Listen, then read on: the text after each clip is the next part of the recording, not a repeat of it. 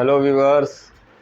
बहुत सारे पेशेंट मेरी क्लिनिक में आते हैं और ज़्यादातर ये बोलते हैं कि डॉक्टर साहब मुझे साइनस है। यहाँ पर ये मैं बता देना चाहता हूँ कि साइनस कोई बीमारी नहीं है, बल्कि ये बॉडी का एक ज़रूरी पार्ट्स है। यहाँ पर ये मैं बात बता देना ज़रूरी समझता हूँ कि आज मैं ज़िक्र कर रहा हूँ साइनोसाइटिस। साइनोसाइटिस ये एक बीमारी है। साइनस में इन्फ्लामेशन हो जा, सूजन आ जाना, इसी को साइनोसाइटिस कहते हैं। तो दोस्तों, आज हम बात करेंगे साइनोसाइटिस के बारे में। ये क्या है, ये क्यों होता है, इसके सिम्टम क्या हैं और इसका होम्योपैथिक मैनेजमेंट क्या है। तो साइनस जो होती है, जो हमारी पैरानेसल साइनसेस हैं, जो हमारी ये frontal sinus, ethmoidal sinus, स्फेनोइडल sinus, maxillary sinus, ये 4 तरह के जोड़े में साइनस होते हैं जो हमारे ब्रेन से जुड़े रहते हैं। और ये आमतौर पर नाक के पास और ये चेहरे पे और ये फ्रंटल साइड में होती हैं। तो पैरानेसल साइनस या साइनस जो होता है, आमतौर पर हड्डियों में जो एयर स्पेस होते हैं या कैविटी होती है, उसी को साइनस कहते हैं। तो साइनस का फंक्शन क्या है? साइनस हमारी बॉडी के लिए बहुत ज़रूरी है। जैसे कि आवाज़ जो हम बोलते हैं, तो हमारी आवाज़ जो गूंजती है, जो रेजोनेंस है, उसके लिए ये ज़रूरी है। दूसरा, हमारे ब्रेन, हमारे सर को ये हल्का रखता है, हमारे स्कल को हल्का रखता है, जिसकी वजह से हमारी गर्दन के मसल पर ज़्यादा लोड ना आए। तो ये 2 फंक्शन बहुत ही इम्पोर्टेंट हैं साइनस के।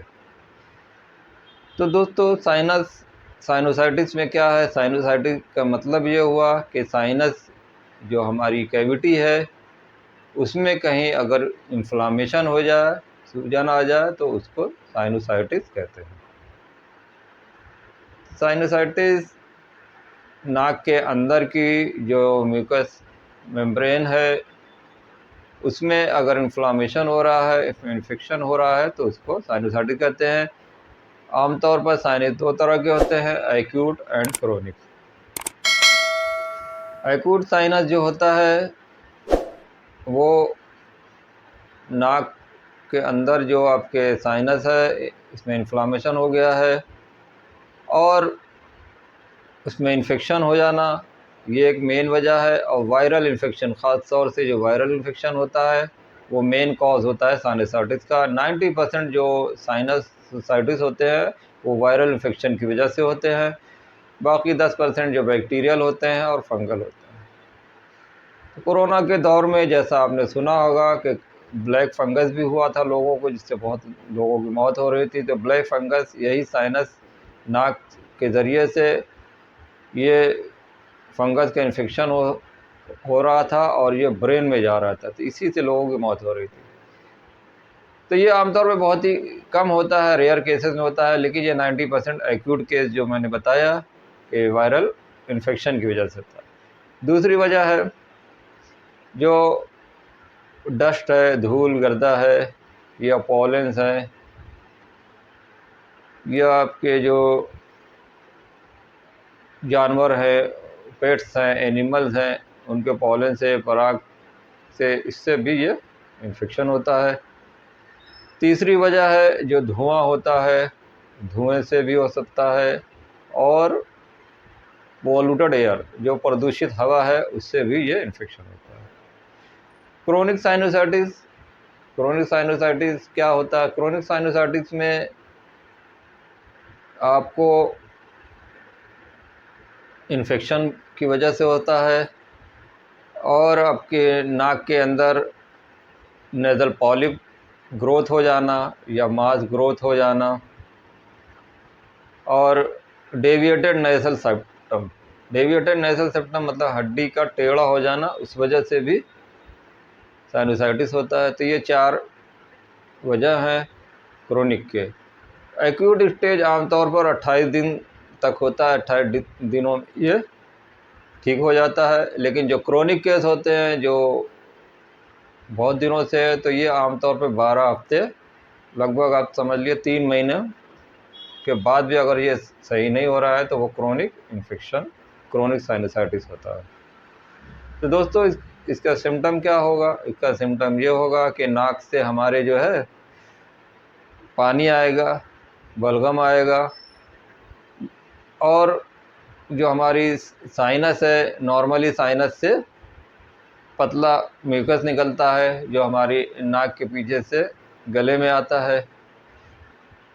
एक हेल्दी इंसान को आमतौर पर साइनस से जो पतला म्यूकस निकलता है वो अनजाने में भी हम लोग उसको निकलते रहते हैं। करीब आप समझ लीजिए 1.5 लीटर तक म्यूकस बनता है जो हम अनजाने में निकल जाते हैं।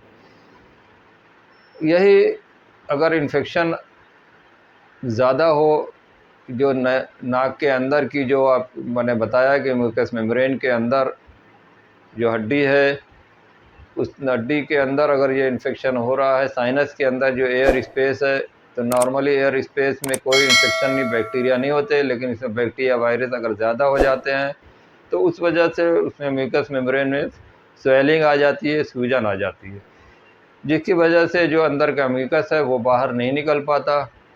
उस वजह से इसमें दर्द होता है, नाक बंद हो जाती है, और हमें गले में दर्द होता है, गले में आपको ख़राश हो सकती है, सर में दर्द हो सकता है, नाक में, चेहरे पे दर्द हो सकता है। तो ये गाढ़ा गाढ़ा बलगम जो नाक के अंदर की म्यूकस मेम्ब्रेन है, ये इसमें ज़्यादा इन्फेक्शन होने की वजह से ये गाढ़ा गाढ़ा बलगम आने लगता है, और ये गले में नाक के पीछे जब बलगम उतरने लगता है, जब ये नाक से जब इसके जो छेद हैं वो बंद हो जाते हैं। साइनस के आमतौर पे क्या है कि जो हड्डियों के अंदर जो साइनस होता है तो वो उसमें एक छोटा सा छेद होता है, ओस्ट्रियम इसको कहते हैं, उस नाक से निकलता है। तो वही जब ब्लॉक हो जाता है इन्फेक्शन की वजह से, तो उस वजह से दर्द होता है, फ़ीवर आता है, बुखार भी आता है, एक्यूट स्टेज में बुखार होता है, और छींकें आती हैं, पानी आने लगता है। इम्यूनिटी अगर आपकी वीक है तो उस वजह से भी ये आपको इन्फेक्शन बार बार हो सकता है। तो उसका सिम्टम आमतौर पे मैंने बताया कि नाक से पानी आना, बलगम आना, और नाक के पीछे जो बलगम उतरना गले में, गले से भी बलगम आना, सर में बहुत तेज़ दर्द होना, आँखों में दर्द होना, चेहरे में दर्द होना, मुंह से बदबू आना, और दांतों में दर्द होना, कान में दर्द होना, ये सब इसके सिम्टम है। एक्यूट स्टेज में बुखार आता है, लेकिन क्रोनिक स्टेज में बुखार नहीं रहता, सिर्फ गले से बलगम आता रहता है, नाक बंद रहती है। तो ये सब सिम्टम है। इसका मैनेजमेंट क्या है? मैनेजमेंट आमतौर पर इसका बहुत ही अच्छा है, होम्योपैथिक में इलाज है। तो उसके कारण पे अगर आप इलाज करेंगे किस वजह से हो रहा है, तो इसका इलाज होम्योपैथिक में बहुत अच्छा है। तो मैनेजमेंट में आप कम से कम ये करें कि स्टीम ज़रूर लें, भाप लें। भाप लेने से क्या होगा कि जो ब्लॉकेज आपके हैं, नाक बंद हो रही है, वो खुल जाती है, एयर आपकी फिर आसानी से पास होती है, नाक से सांस लेने में आसानी होती है। तो भाप ज़रूर लें, और गर्म पानी का इस्तेमाल ज़्यादा करें, ठंडी चीज़ें अवॉइड करें। ठंडा गर्म जैसे एसी में बार बार अंदर बाहर होना, उससे भी हो सकता है, तो इसको अवॉइड करें। और होम्योपैथिक में इसकी बहुत अच्छी दवाएं हैं जो हम सिम्टम के अनुसार देते हैं। तो सबसे इसमें अच्छी जो दवाएं हैं, बहुत सारी, वो मैं तो बता देता हूं, लेकिन होम्योपैथिक में बहुत सारी दवाएं हैं। एक्यूट स्टेज हो, वायरल स्टेज में तो हम दवाएं दे देते हैं जो इन्फेक्शन हो रहा है, लेकिन जो क्रोनिक स्टेज है, जो बार बार इन्फेक्शन हो रहा है, या नेज़ल पॉलिप हो गई है, माउथ ग्रोथ हो गया है, या हड्डी बढ़ गई है, तो वो आपको कॉन्स्टिट्यूशनल सिम्टम के अनुसार दवा देनी पड़ेगी। उसका सिम्टम लेने के बाद पेशेंट का जैसा मिजाज है, जैसा माइंड और बॉडी सिम्टम आएंगे, उस हिसाब से उसकी दवा अलग होगी। यहाँ पर क्रोनिक केस में कोई पेटेंट दवा नहीं है, वो सिम्टम के अनुसार ही लेनी पड़ेगी। इसलिए बेहतर है कि आप किसी होम्योपैथ डॉक्टर से कंसल्ट करें या मुझसे अपॉइंटमेंट करें। एक्यूट स्टेज की कुछ दवाएं हैं और क्रोनिक स्टेज की भी कुछ दवाएं जो मैं बता देता हूं, उसको आप ज़रूर यूज़ करें।